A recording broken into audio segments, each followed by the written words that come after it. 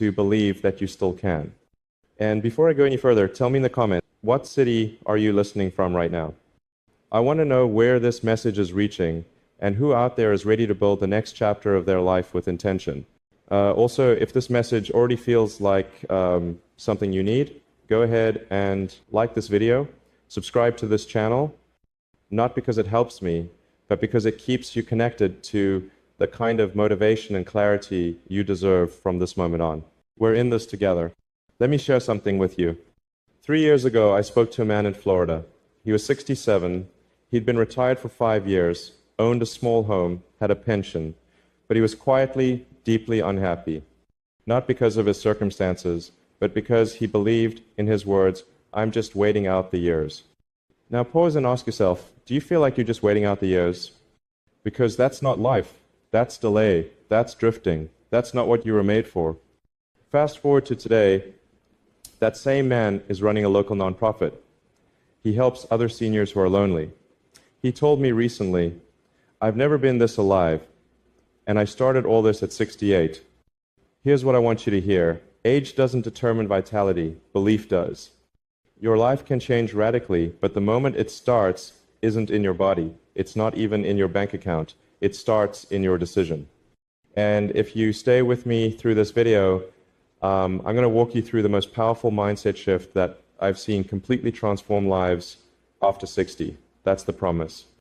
Stay with me to the end, because that part is where everything turns. But for now, we need to begin with the lie most people carry without realizing it. Here's the first principle. You're not too old to start something new. You've just been trained to think your age is a reason to stop. That belief is what's holding most people hostage. It's what makes a person settle for television instead of reading, what makes them stop building, stop dreaming, stop reaching. But here's the truth, and it's not just motivational talk, it's neuroscience. Your brain still builds new pathways well into your 80s. That means your ability to learn, change, and grow is biologically alive. So the enemy isn't age, the enemy is stagnation, that mental fog that creeps in when we stop setting new goals. Let me ask you something. What's one thing you always said you'd do when you had time? What if that time is now? Write it in the comments. One thing, one spark. Let's light the fire. I've often said this. Failure is an option here. If things are not failing, you're not innovating enough. That applies to you too. If you haven't failed at anything new recently, it may be because you haven't tried anything new. And I'm not saying you should launch a rocket. I'm saying launch a new routine, launch a new skill, launch a new version of yourself, even if it's a small shift. That's how momentum starts. And maybe, just maybe, this part of your life isn't about success in the traditional sense. Maybe it's about contribution, about meaning, about legacy. If you're a person of faith, consider this. Even Moses started his purpose at 80. He heard from God in a desert when everything seemed quiet. Sometimes that silence is preparation. If you've been praying, this message might be part of the answer. So here's what I want you to do today. 1, write down one thing that still excites you, something you've always wanted to explore. 2, write down what has stopped you before, name the barrier.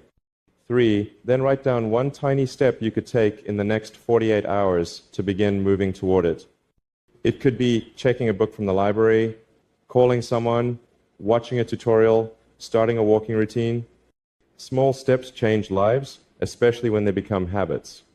In the next few minutes, I'm going to show you a mindset technique that I've seen transform ordinary people into high-impact thinkers even after 60. But here's the challenge. You must unlearn the idea that slow equals safe, because staying still is the most dangerous thing you can do right now. If you're still here, I just want to say you're already ahead of most people. Most people hear a truth that stirs something inside them, and then they scroll past it. But you stayed, and that tells me something very powerful about you.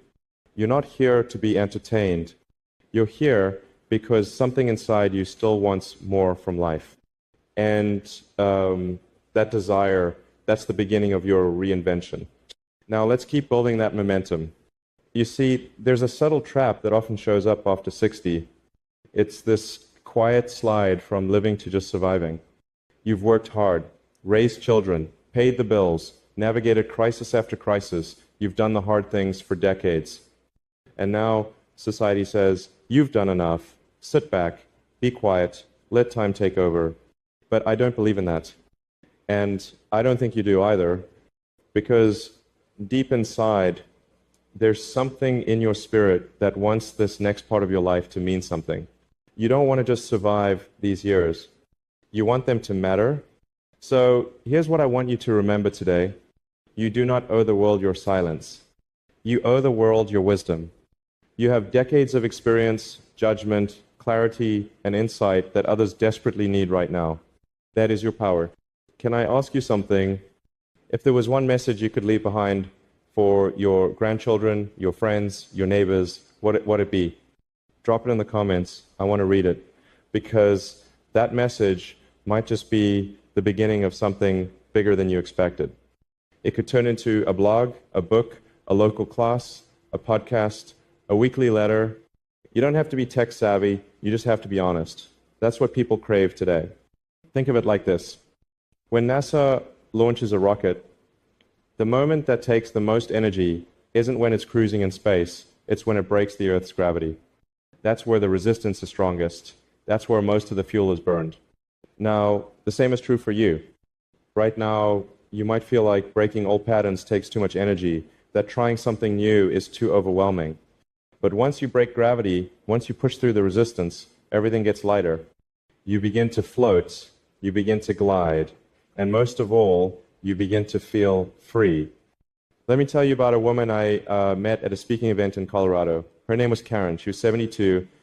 She said, Elon, I used to be a school teacher. I loved teaching, but after I retired, I just stopped. I didn't think anyone would want to learn from me anymore. Then one day, her granddaughter asked her to help with homework. That led to tutoring a few neighborhood kids. Within 6 months, Karen started a free after-school program in her community center. At 73, she was shaping young minds again, not because she had to, but because she realized you never stop being a teacher. You just stop giving yourself permission to share what you know. What's your Karen story waiting to happen? One of the most powerful questions you can ask yourself right now is this. Who am I becoming, and what story am I telling myself about what's still possible? Because identity is the engine of behavior. You can't change your future by just changing your schedule. You have to change what you believe about who you are. And maybe that's the biggest barrier for most people over 60. They've let the world write the ending of their story too early. But what if you rewrote it? What if instead of I'm too old, the new line was, this is the decade I finally give the world my best self? If you've been wondering, is there still purpose for me? Yes. Yes, there is. You were not created to simply fade out. There is something deeply spiritual about legacy, about choosing to build, even when the world says you've done enough. God does not stop speaking once you hit retirement. He still whispers ideas, opportunities, direction. You just need to slow down enough to hear again. So here's what I want you to do next. 1, write a new statement about who you are becoming. Not who you were, not what you did for a living, who you are now becoming. 2, speak it aloud. Say it each morning this week. Something like, I am someone who grows every day. I build, I teach, I love, I contribute. 3, then ask yourself, what's one thing this version of me would do today? Take that step. It could change the course of your week or your life. Now, we've talked about momentum, about shifting from survival to significance, about identity. But next, I want to show you a pattern I've seen over and over again in people who completely reinvent themselves, even in their 60s, 70s, and 80s. And I'm going to give you something most people don't even realize they have control over. If no one has told you this today, I want to say clearly, you still have power, you still have potential, and you still have time. But time, at this stage, must be treated like oxygen, not something to waste, but something to breathe deeply and use deliberately. Now, if you've stayed with me this far, it's because you know deep down there's still something in your life that hasn't fully come alive yet. And I told you I'd show you a pattern I've seen in people who reinvent their lives after 60. That pattern starts with this. You must take control of your environment, or your environment will quietly control you. And here's what I mean. You can have the best mindset, you can write inspiring affirmations, you can even pray with full faith, but if you wake up every day surrounded by noise, clutter, doubt, and distractions, it dulls your spirit. It drains your energy before you even begin. So let me ask you, what does your environment say about your future? Is it supporting the person you're becoming, or silently pulling you back into who you used to be? Most people don't realize it, but after 60, the environment becomes even more influential. Why? Because you're spending more time at home. Your circle is smaller, your routines are more predictable, and that means your surroundings have more impact on your thoughts than ever before. Let me tell you about a man named Robert. He was 74, lived alone in a quiet suburb in Ohio. He told me, "I want to write a book, Elon, but I just can't seem to focus." So I asked him, "Where do you try to write?" He said, "On the couch with the television on, next to a pile of unopened mail and newspapers." See the problem? Environment was sending signals of confusion, noise, and distraction, not creation, not purpose. So we made one simple change. He cleared out a small desk in a sunlit corner. No clutter, just a notebook, a pen, and a reminder card that read, "I'm still becoming." 3 months later, he had 30,000 words written. Not because he had more time, but because he had more focus.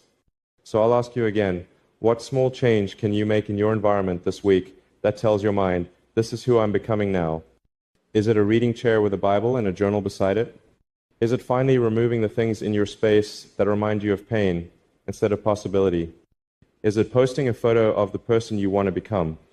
Drop it in the comments. What change will you make this week? I want to hear your vision. And if you're still watching, give this video a like, because the second half of what I'm about to share is where it all begins to connect. Here's something no one tells you directly. It's not too late, because your future is still longer than you think. The average American life expectancy is now around 77. That means if you're 60, you potentially have 17 more years. And not just years, active, wise, capable years. Do you realize what you can build in 17 years? Tesla was built in less time than that. SpaceX, too. Entire legacies can be born in that window. So stop saying it's too late. Instead, start asking, if I had 15 more healthy years, what would I build with them? You have more time than you think, but only if you stop wasting it. I believe God doesn't just give you time, He gives you seasons. And the season you're in right now, it's not the season of retirement, it's the season of refinement. You've been through the fire, and now you have wisdom, clarity, and calm. And maybe God is asking, what will you do with what I've already given you? This part of your life isn't the epilogue. It might be the most important chapter. Let's make this real. If you want to change your life after 60, here are 3 daily habits. I recommend simple, powerful, and transformative. 1. The 30-minute morning rule. Before anything else, no phone, no news. Spend 30 minutes alone with your thoughts, a prayer, or your journal. This grounds you in clarity. 2. The 1 new thing rule. Every day expose your brain to something new. A podcast, a documentary, a book, a new language, or even a walk in a different direction. Your brain grows through novelty. 3. The 3-item list. Choose only 3 things to focus on each day. That's it. Overwhelm kills action, but focus ignites it. These aren't about being busy. They're about being intentional. Now, you've done the hard thinking. You've looked at your environment. You've challenged your identity. You've started to reclaim your energy. But in the final part of this message, I'm going to give you the exact mindset that pulls all of this together. It's the key that turns motivation into lasting transformation. It's what most people miss, and it's why many never follow through, no matter how inspired they feel. But you won't be one of them. Now, here's what I promised you from the very beginning. The shift that has helped thousands of people, including those in their 60s, 70s, and 80s, not just survive this stage of life, but completely redefine it. It's simple, but it's not easy. Ready? The moment you stop living for comfort and start living for contribution, everything changes. Let's break that down. Most people after 60 are subtly taught to take it easy, to slow down, to entertain themselves into the sunset. But the truth is, comfort does not create joy. Comfort leads to boredom. Boredom leads to self-doubt. And self-doubt leads to decay. On the other hand, contribution creates life. When you start contributing again, your wisdom, your time, your care, your voice, you awaken something eternal. You stop counting the days and start making the days count. And the best part? Contribution doesn't require wealth. It doesn't require perfect health. It just requires willingness. Let me tell you about a man named Charles, 82 years old. He was living in San Diego, quiet life, widowed, no kids nearby. One day, he sat in on a church meeting about community service. Someone mentioned they needed someone to just listen to the men in the rehab center down the street. Charles volunteered, not because he knew how to fix anyone, but because he knew how to listen. He showed up once a week, asked questions, smiled, shared a few words. Within 1 year, that center had the highest recovery rate in their program's history. When asked why, one man said, "I stayed clean because I didn't want to let Charles down." That's contribution. So let me ask you something personal. Who still needs you to show up? Who is waiting for your voice? Whose life could shift simply because you decided not to give up on your own? Because, make no mistake, someone is watching you. Maybe it's your child. Maybe it's your neighbor. Maybe it's a younger version of you who's silently hoping, please don't quit on life. Show me it's still possible. And maybe, just maybe, God has kept you here because your story isn't finished yet. I believe deeply that there's a divine assignment on every life, and sometimes the later chapters hold the most power because they come with depth, with scars, with lessons, with fire refined into gold. So don't bury your gifts. Don't quiet your wisdom. Don't underestimate your reach. Your next move might not just change your life, it might change someone else's eternity. I want you to picture this. It's 1 year from now. You've changed just a few things, not everything, just a few small but consistent choices. You have a routine that gives you energy. You've cut out the noise and filled your time with meaning. You've found one place to contribute, even if it's just an hour a week. You're sleeping better, feeling lighter, laughing more, moving more. You're no longer just aging, you're building again. That's what's possible. And if you're thinking, but Elon, I've failed before, I've tried and stopped, I've lost momentum. Let me say this clearly. Failure is not the opposite of progress, it's part of it. What matters isn't what you tried and stopped. What matters is what you'll still decide to begin today. So here's how you begin your transformation today. 1, find one way to contribute.